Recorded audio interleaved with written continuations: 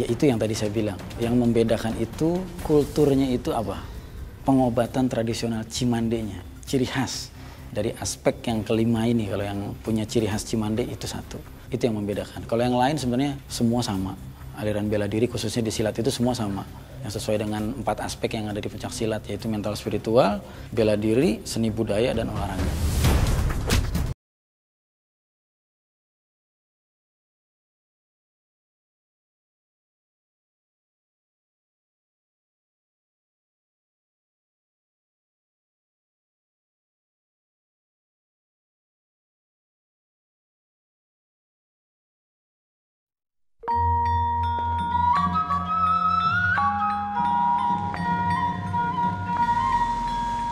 Cimande adalah salah satu desa yang berada di Kecamatan Caringin, Kabupaten Bogor, Jawa Barat. Desa ini kental dengan nilai-nilai budaya serta kearifan lokal. Kata Cimande sendiri memiliki kepanjangan yaitu ciri manusia anu hade, atau yang diartikan sebagai ciri manusia yang baik. Desa Cimande juga memiliki komoditas dalam bidang pertanian dan juga perkebunan. Hal ini pun yang membuat Desa Cimande menjadi salah satu desa yang unggul dan mandiri.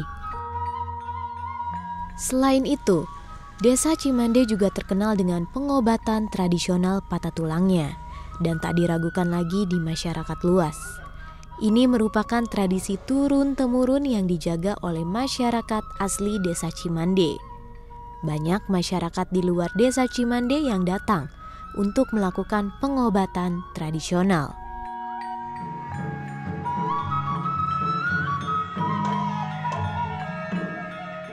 Selain urut patah tulangnya, Desa Cimande juga terkenal dengan seni bela diri pencaksilat yang begitu melegenda. Seni bela diri pencaksilat Cimande ini memiliki karakteristik tersendiri dari seni bela diri pencaksilat aliran lainnya. Pencaksilat aliran Cimande ini pun merupakan salah satu seni bela diri pencaksilat tertua yang ada di Indonesia dan juga merupakan salah satu warisan budaya turun-temurun dari leluhur Desa Cimande. Adapun sejarah dari pencaksilat Cimande ini berawal dari datangnya Abah Kahir, di mana Abah Kahir ini merupakan orang yang pertama kali mengenalkan dan menciptakan aliran Cimande dalam seni bela diri pencaksilat.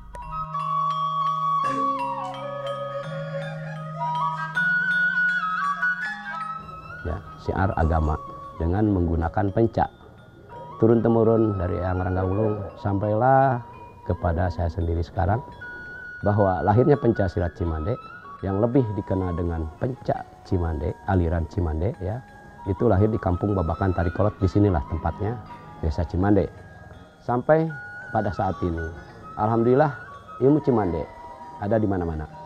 Jangankan di Indonesia, sampai ke mancanegara. Contohnya sekarang, alhamdulillah yang sudah datang ke sini, ke Cimande sendiri, dari Singapura, dari Belanda, dari Amerika gitu ya, hampir 99% yang menggeluti tentang ilmu bela diri itu selalu menggunakan nama Cimande.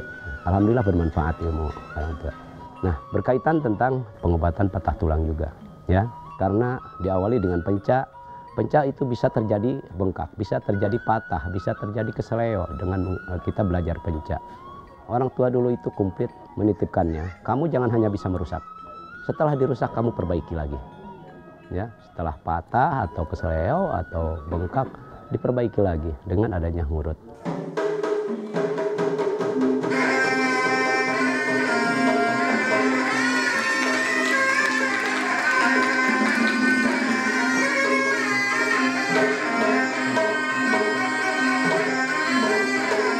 Pencak silat sendiri berasal dari kata penca yang berarti 5 indera.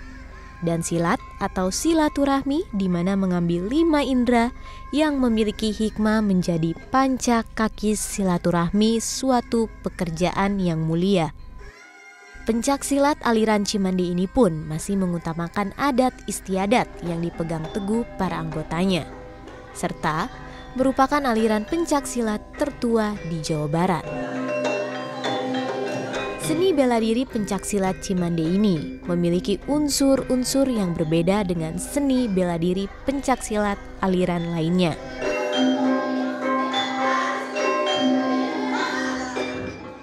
Sesuai dengan perjalanan pada tahun 90, saya dengan saudara saya, Wadama, saya sendiri, terus Sepinata bertiga mewakili Cimande untuk tampil di Provinsi Jawa Barat. Waktu itu Banten masih bergabung dengan Jawa Barat tahun 90. Disitulah kita melihat benar-benar bahwa tradisi harus kita lestarikan.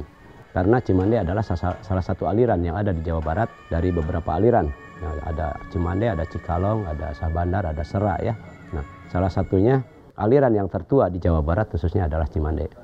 Itu pengakuan dari para sesepuh-sesepuh aliran ya. Yang masih kita bertahan, menjaga tradisi. Satu, kita menjaga kultur, menjaga keharmonisan keluarga. Itu yang kita jaga. Karena apa?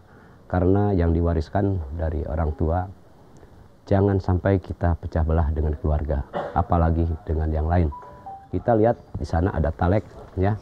Kalau kita mau mempelajari ilmu Cimande, itu ada syarat-syaratnya yang harus kita lakukan. Yang pertama, kita harus ditalek dulu, disumpah dulu, ya. Terus kita ada keceran. Keceran itu berupa tetesan air ke mata kita, ke anggota tubuh kita. Nah, siapapun yang mau belajar ilmu Cimande, pangkat apapun gitu kan, dia harus tetap melakukan itu, ritual itu. Kita menjaga pituah-pituah atau perintah-perintah dari leluhur kita. Itu yang masih kita jaga.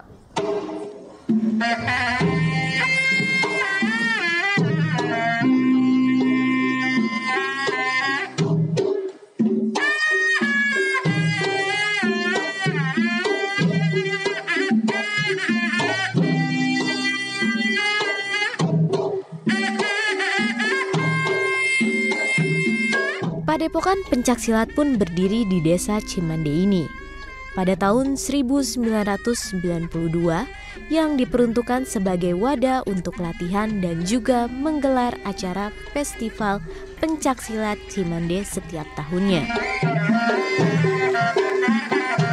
Bagi anak-anak yang berada di desa Cimande diwajibkan untuk mengikuti seni bela diri ini. Ya, memang tak mudah jika ingin belajar seni bela diri pencaksilat aliran Cimande. Anak-anak di desa Cimande pun harus bercerita dan juga meminta izin kepada kedua orang tuanya. 94 itu saya ketemu langsung perintah waktu itu dari Kepala Negara Pak Harto kepada Bupati Bogor waktu itu Pak Edioso. Perintahnya, tolong buatkan padepokan untuk generasi pelestari pencaksilat Cimande. Itu perintahnya yang saya tidak meminjam telinga, tidak meminjam mata. Ini saya sendiri yang mendengar dengan Wadama waktu itu dengan anak-anak yang masih ada sekarang. Nah, disitulah dibuatkanlah padepokan yang tadi kita di sana, yang sekarang sedang mengadakan festival ya. Jadi dari situ saya termotivasi, saya semangat untuk melestarikan pencaksilat tradisi Cimande. Karena apa? Pencaksilat Cimande adalah salah satu bahan yang menjadi cikal bakalnya pencaksilat sedunia adalah di Cimande. Itu yang kita yakinkan.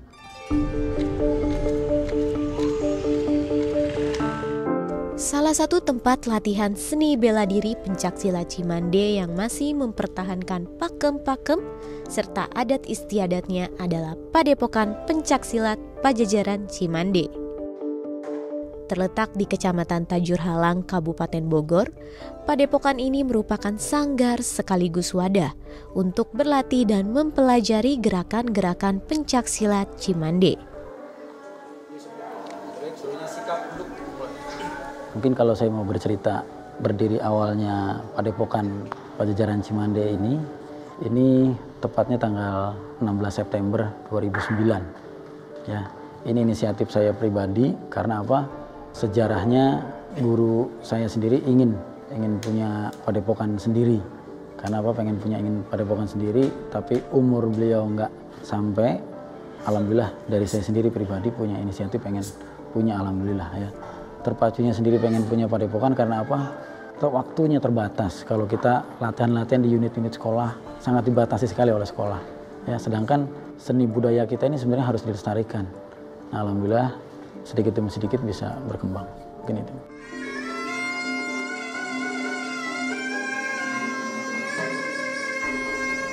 Pencaksilat Cimande pun memiliki ciri khas, yakni menggabungkan seni dan ilmu bela diri. Dalam setiap jurus dan juga pergerakannya, pencaksilat aliran Cimande ini selalu diiringi dengan musik tradisional bertembangkan lagu-lagu Sunda yang menggunakan pencak, gendang, serta gong besar. Gerakan yang dimainkan nantinya akan mengikuti tempo dari musik saat dimainkan.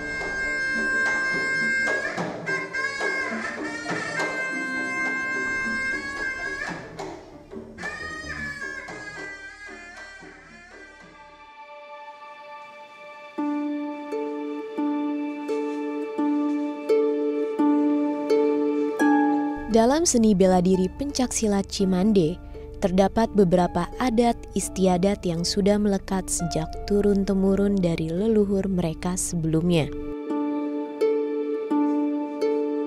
Sebelum belajar ilmu dan jurus-jurus pencaksilat Cimande, ada tahapan-tahapan yang harus dilakukan. Ya, kalau untuk ritual itu sendiri sebenarnya itu bisa dibilang objeknya hanya satu bentuk syariat, ya. Jadi kepercayaan orang itu akan yakin kalau diberi sesuatu, ya. Medianya itu cuma ada air putih dan daun sirih.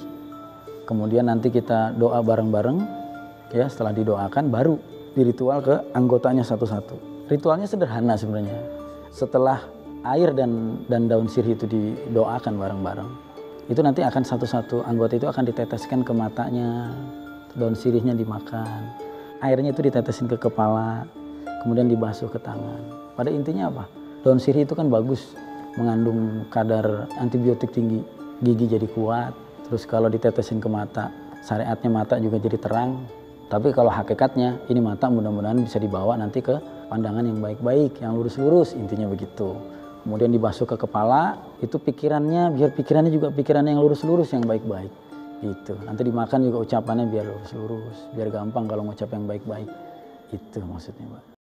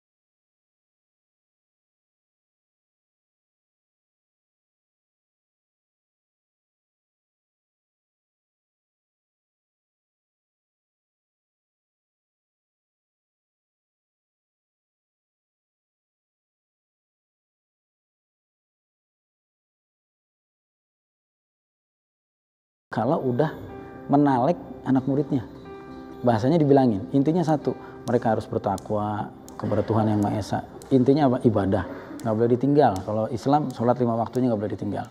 Kemudian nanti setelah dia mempelajari ilmu jurus Cimande, ataupun ilmu-ilmu yang ada di Cimande, mereka harus mewajibkan untuk diamalkan, nggak boleh disimpan sendiri, harus diamalin, walaupun hanya 1 jurus atau 2 jurus. Nah, adapun nanti kalau mereka sudah dikasih, diterapkan ilmunya Cimande, tiba-tiba di tengah jalan mereka malah dipakai yang kurang baik, ini kita sebagai pelatih atau guru, ini kita sudah menalek, sudah ngasih tahu, ya, sudah dibilangin. Jadi gugur kewajiban kita. Jadi nggak sampai nanti ke bawah sampai akhirat nih. Seorang guru udah ngajarin, nggak ditanya nih kalau anak muridnya nggak benar juga, ya udah. Itu urusan mereka yang nanggung. Intinya sih kembali lagi ke syariat agama yang ada, Mbak. Itu intinya.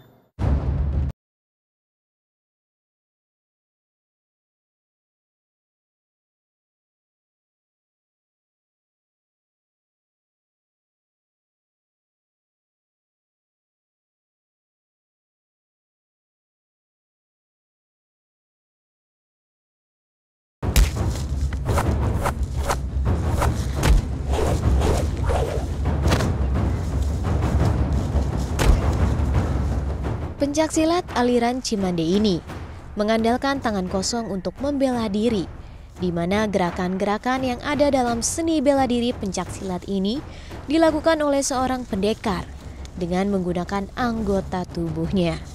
Hal ini juga sekaligus sebagai wujud rasa syukur atas anugerah Tuhan. Dalam setiap gerakan dan jurus yang terkandung dalam seni bela diri Cimande memiliki arti dan juga filosofi tersendiri. Aliran Cimande ini ciptaan, Mbak, bukan temuan. Jurus-jurusnya diciptakan oleh para leluhur. Nggak gampang mereka menciptakan jurus. Mereka harus sholat istikharah dulu, baru dapat wangsit, mereka buat gerakannya. Makanya nggak sembarangan, Mbak, gitu. Orang-orang Cimande itu kalau mau latihan silat, mereka ngambil wudhu dulu. Itu ritualnya. Makanya ada kali Cimande namanya. Cimande itu kan ngambil dari kata cai iman anu hade, air suci untuk membersihkan kotor-kotor yang ada di tubuh baik lahir maupun batin, gitu.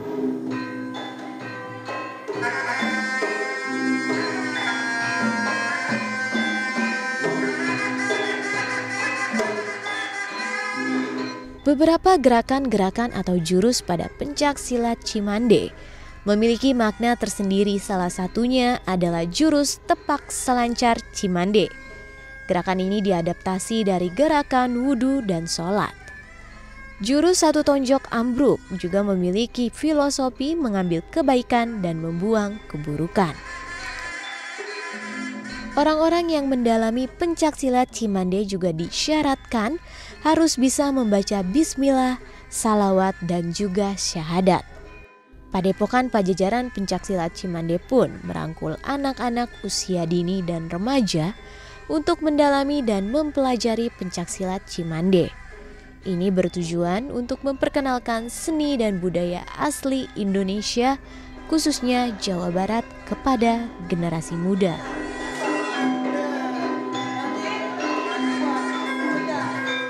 Nah, sekarang kalau buat untuk penanaman ke anak-anak, kita gampang aja, Mbak, caranya. Kita kenalkan benar-benar tradisionalnya silat itu seperti apa. Ya, kita sering sebagai pelatih itu jangan pernah egois. Tapi kita harus memberikan edukasi ke anak. Edukasi ke anak apa? Kita contohkan gerakan ataupun sesuatu seni yang terbaik dari kita yang punya. Buat apa? Anak-anak itu rasa memiliki, ih, aku tuh pengen seperti itu. Saya pengen kayak kakak itu. Kita berikan atraksi demonstrasi tentang dunia pencaksilat. Pencaksilat apa aja sih? Kan ada pencaksilat prestasi, ada pencaksilat tradisi. Kita kasih semua. Kita tampilkan ke depan mereka. Nah, timbullah rasa keinginan. Nanti tinggal kita tanya ke anak-anak, kenapa pengen ikut silat?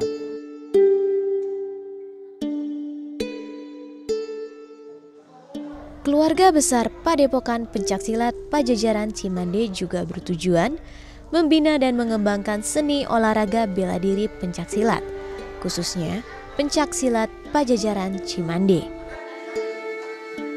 Ya mungkin kalau dari orang-orangnya memang masih muda-muda, cuma kalau dari segi prestasi udah luar biasa kita. Dari segi aspek mental spiritualnya kita udah jauh juga, udah kemana-mana itu bisa dibilang. Tapi kalau dari bela dirinya, kita bela diri yang dibagi dua tadi, ada bela diri tradisional, ada bela diri profesional. Dari yang sekarang lagi mulai tren itu MMA namanya, Mixed Martial Art. Itu mulai penggabungan bela diri, semua bela diri yang ada silat bebas. Kita udah mulai arah ke sana. Karena harus mengikuti perkembangan zaman, ya. Kemudian kalau untuk segi olahraga prestasinya udah banyak juga yang sampai PON, sampai dengan SEA Games sama. Begitu pula di seni budayanya ya, di seni budayanya pun kita sama. Gamelan ini ya, kendang pencak kita alhamdulillah kemarin terakhir dipakai untuk pembukaan Asian Games yang di Jakarta. Ya, jadi mungkin hanya sebagian kecilnya aja, kalau diceritain dari ujung-ujung saya bingung nyatetnya dari mana.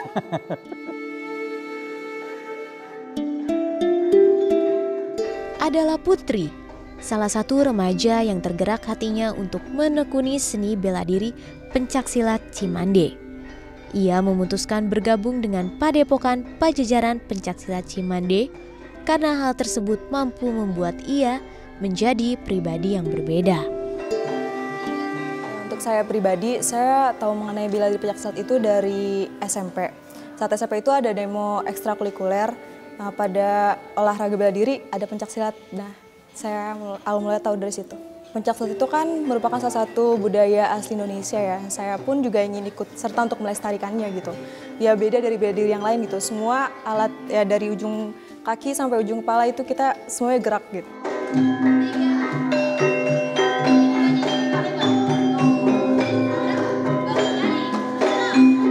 Untuk Pajajaran Cimande itu sendiri, dia kan terkenal dengan pengobatan tradisionalnya ya, urut patah tulang Cimande. Nah kita sebagai, selain mempelajari bela diri pencaksilatnya, kita juga mempelajari pengobatannya Kak. Jadi untuk mengantisipasi bila nanti kita punya anak murid, anak didik, saat terjadi cedera, kita bisa menanganinya gitu.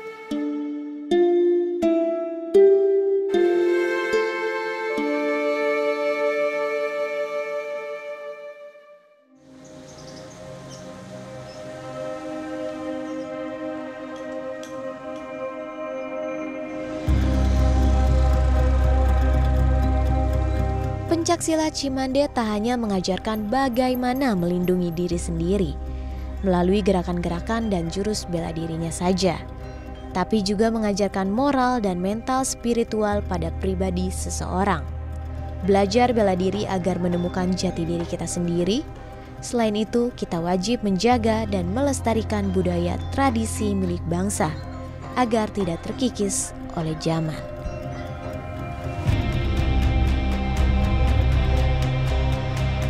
Harapan saya mungkin dari seluruh pelaku seni budaya khususnya pencaksilat, ya totalitas. Ya harapan saya bisa totalitas dan mungkin masyarakat sendiri udah mulai mengakui. Ya kemudian pemerintah juga harapan saya bisa membantu lah, memfasilitasi agar ini kesenian budaya kita, kesenian budaya asli Indonesia jangan sampai punah di negeri sendiri.